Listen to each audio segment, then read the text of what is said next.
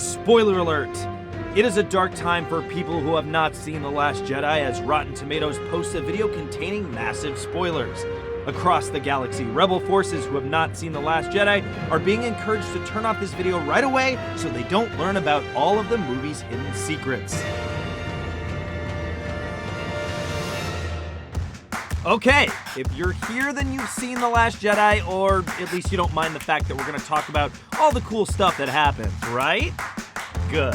Good boy or girl. Let's get started at the fabulous casino in CANTO BIGHT. This fancy shot is actually a classic movie reference, and I do mean classic. It's ripped right from the 1927 silent film Wings. Trivia, Wings won the very first Academy Award for Best Picture of the Year. Remember that bouncy jazz music playing at the casino? It sort of recalls the Cantina Band from Mos Eisley. And just like that infamous Tatooine spaceport, Rose warns Finn that the casino is filled with the worst kind of people. You know, that old something something scum and villainy. In one of the film's most emotional moments, Luke hands Leia her late husband Han's prized golden dice. These are the very same dice that Han used in the famous game of sabacc, in which he won the Millennium Falcon off Lando Calrissian. He kept them in the cockpit of the Falcon for luck. They first appeared all the way back in A New Hope. Deep pull, RJ. R2-D2 at one point motivates Luke by replaying Leia's old message for Obi-Wan from A New Hope. And that other R2 unit he purchased had a bad motivator. So this was definitely the right call. Luke's a smart shopper. For obvious reasons, The Last Jedi also features many callbacks to Luke's training on Dagobah with Yoda. Or, I guess, features many callbacks to Luke's training on Dagobah it does with Yoda. The Last Jedi. I screwed that up. Rey has her own dark vision in a cave in which she sees an alternate version of herself just like Luke's. Dagobah was also the last place that Luke spoke to Yoda before his Force spirit appears in Last Jedi. The character himself, done as a practical effect, more closely resembles the cantankerous, doddering old Empire Yoda than the prequel version. He even knocks Luke on the head with his cane. Fans of that moment in Return of the Jedi, when Obi-Wan's ghost sits down on a log, what the internet has termed #GHOSTSIT, will be really into a similar moment in Last Jedi, when the illuminated ethereal presence of another long-dead Jedi needs to take a load off for a minute or two. Being dead seems exhausting. Log set, baby log.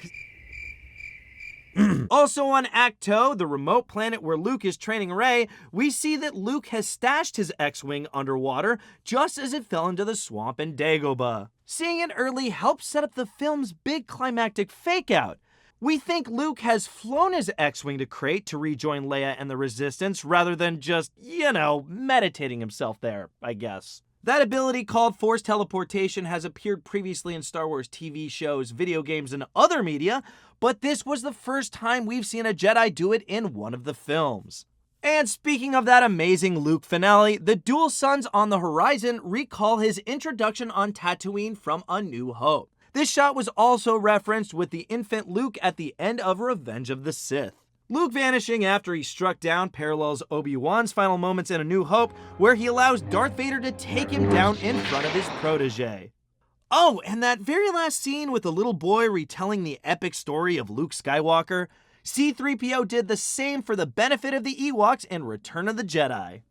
Now, we know from a tie-in book that the little boy with the broom is named TEMIRI BLAGG, but we don't have any other information about him. Is he the next Jedi? Disney, if you use this, you have to pay me now.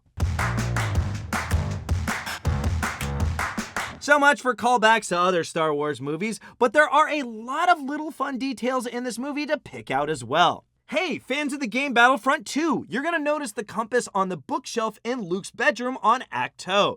It's the one he steals from the Emperor's personal vault in the game, and it's how he found his way to this remote planet to begin with. Did you get a look at the insignia on the floor of the Jedi Temple? Apparently the caretakers believe this is an image of the very first Jedi, known as the Prime Jedi, cause it sounds cooler. It kinda looks like Snoke a little, right? Is there maybe more to his story after all? Maybe? No? What do you guys think? Remember that guy who licked salt on the ground on Crait? His buddy standing next to him is Rogue One director Gareth Edwards in a lil cameo. Leftover star Justin Theroux shows up very, very briefly as well in CANTO BIGHT as the master codebreaker who Finn and Rose never get a chance to talk to. It's just as well, he looks busy. Also in the CANTO BIGHT casino, a vocal cameo from Warwick Davis, who first appeared in the Star Wars series as Wicket the Ewok in Return of the Jedi. Another vocal cameo in the film apparently belongs to longtime Rian Johnson collaborator Joseph Gordon-Levitt, but darn if we could pick it out from all the stray dialogue. Any ideas? Let us know what you think, or if you find it. Remember how in The Force Awakens, Daniel Craig made a brief appearance in disguise as a stormtrooper? I will remove these restraints and leave the cell with the door open. Well, the new film quadruples down on the slightly disguised villainous celebrity guest stars. Bane himself, Tom Hardy, dons the First Order garb in a mystery scene, as does Take That's Gary Barlow, and, get this, Prince William and Harry. Which stormtroopers were they? Did their cameos even make it in? Perhaps the film's most impressive cameo happens at the bar in CANTO BIGHT. This little guy in the background is actually Carrie Fisher's beloved dog Gary. He's a very good boy. Or, you know, a very good whatever that thing is. The film introduces a ton of new gadgets, weapons, and vehicles to the world of Star Wars.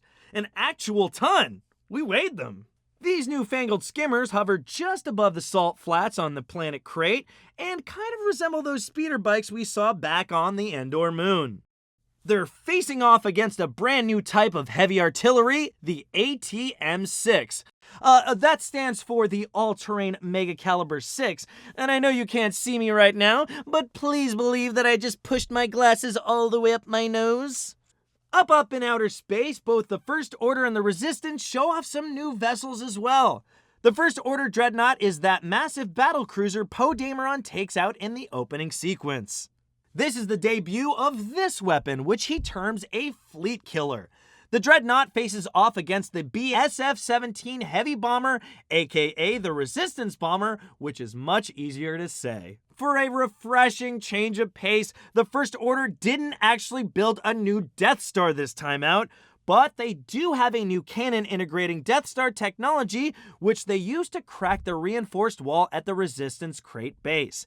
And lastly, Kylo Ren's custom TIE Fighter, which sort of resembles Darth Vader's from A New Hope. Got any original ideas, Kylo? And we just made an Easter egg video that's about as long as a Star Wars movie, so I'll take my leave from you. Thanks for watching, and remember, never trust a hacker that you met in prison with your life. This seems kind of obvious, guys.